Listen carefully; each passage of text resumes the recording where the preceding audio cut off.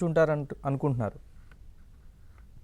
ఒకటండి, అందరికీ తెలిసినటువంటి జగద్విదితమైన వాస్తవం ఏంటంటే, రాబోయే ఎన్నికల్లో జగన్మోహన్ రెడ్డి గారికి వ్యతిరేక పవనాలు వీస్తున్నాయని చెప్పేసని వాళ్ళు అనుకూలంగా ఉన్నటువంటి ఇండియా టుడే లాంటి సంస్థలే ఉమ్, చాలా స్పష్టంగా వాళ్ళ యొక్క పరిశీలనని వ్యక్తపరిచిన విషయం మనం గమనించుకోవాలి. సర్వే రిపోర్ట్లో. సర్వేలో, ఉమ్, సర్వే రిపోర్ట్లో. కాబట్టి ఇవన్నీ ప్రత్యక్షంగా తనకు తెలిసిన తర్వాత చంద్రబాబు నాయుడు గారు, పవన్ కళ్యాణ్ గారు వెళ్ళిపోయి అమిత్ షాతోనో లేకపోతే లడ్డాతోనో మాట్లాడిన తర్వాత వీళ్ళు ఎన్డీఏతో దగ్గర సంబంధాలు పెట్టుకుంటున్నారు. కాబట్టి జగన్మోహన్ రెడ్డి గారు రాష్ట్ర ముఖ్యమంత్రి హోదాలో ప్రధానమంత్రి గారిని కలిసి, అయ్యా ఇప్పటి వరకు మీకు రాజ్యసభలో మేమే పూర్తి మద్దతు చెప్పాము, ఉమ్, మీకు రాజ్యసభలో బలోపేతం లేకపోయినప్పుడు కూడాను, మీకు బలం లేకపోయినా మా యొక్క మా రాజ్యసభ సభ్యులు మద్దతు ఇచ్చారు, ఎటువంటి నిబంధనలు పెట్టలేదు. కాబట్టి మా రాష్ట్ర ప్రత్యేక హోదా కానీ లేకపోతే మా రాష్ట్రానికి నిధులు, పునర్విభజన చట్టంలో పొందుపరిచిన అంశాల గురించి మీ మీద మేము ఎప్పుడూ ఒత్తిడి చేయలేదు, ఎటువంటి కట్టడి పెట్టలేదు, మీకు రాజ్యసభలో మీ బిల్లులు పాస్ అయ్యేటప్పుడు మేము మద్దతు ఇవ్వడానికి అని చెప్పేసి అని బతికిలాడటానికి వెళ్ళాడా?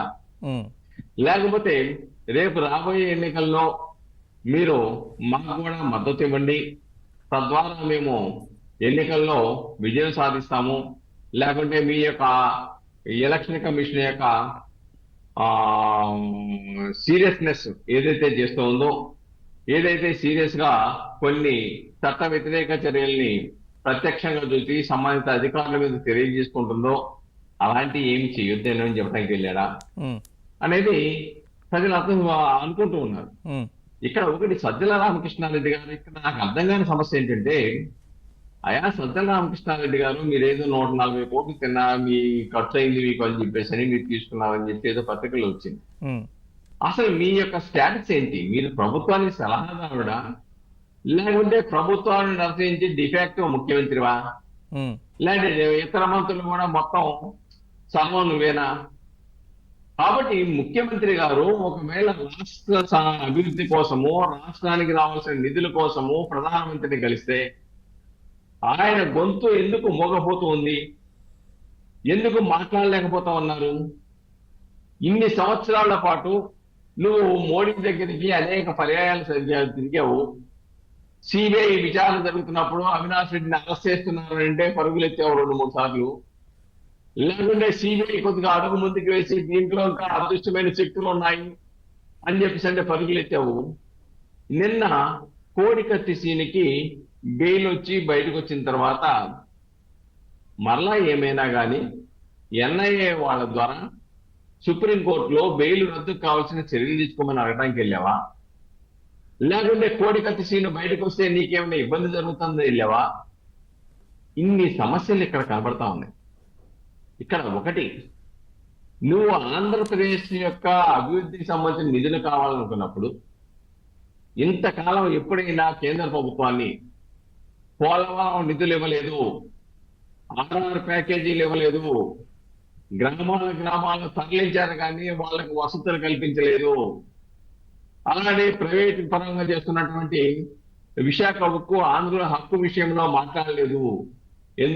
అలానే చాలా స్పష్టంగా కేంద్ర ప్రభుత్వం చెప్పింది, మంత్రులు మేము రైల్వే జోన్ ఇస్తామన్నారు, ఈ ప్రభుత్వం భూమిని కేటాయించడంలో విఫలమైందని చెప్పారు. ఉమ్, దానికి సమాధానం చెప్పాల్సిన అవసరం లేదా? పునర్విభజన చట్టం ప్రకారం వెనుకబడిన ప్రాంతాలు ఏమిటి, ఉత్తరాంధ్ర రాయలసీమ ప్రాంతాలకి ప్రత్యేక ప్యాకేజీలు ఇచ్చి ఆ ప్రాంతాలను అభివృద్ధి చేయాలన్నప్పుడు దాని గురించి ఇప్పటి వరకు ఎందుకు గొంతెత్తి కేంద్ర ప్రభుత్వాన్ని ప్రశ్నించలేకపోయావు? కాబట్టి వీళ్ళు పైకి చూపించేటువంటి బూచి ఒక విధంగా ఉంది, లోపల అంతర్గతమైనటువంటి ఆలోచనలు వేదికగా ఉన్నాయని ప్రజలు అర్థం చేసుకున్నారు. ఉమ్, ఇంకా 5 సంవత్సరాల పాటు విని విని విని చెవులు దిమ్మలు ఎత్తిపోయినాయి. ఉమ్, అబద్ధాలు విని విని విని ఇప్పుడు సజ్జల రామకృష్ణారెడ్డి గారు వచ్చేసి ఈ రాష్ట్ర అభివృద్ధి కోసం మోడీ గారిని కలిశారంటే నమ్మడానికి సిద్ధంగా లేరు. డెఫినెట్ గా అయా మీరు ఇప్పటి వరకు మిమ్మల్ని మేము మోసాము, కాబట్టి అదే విధంగా మరలా వస్తాము.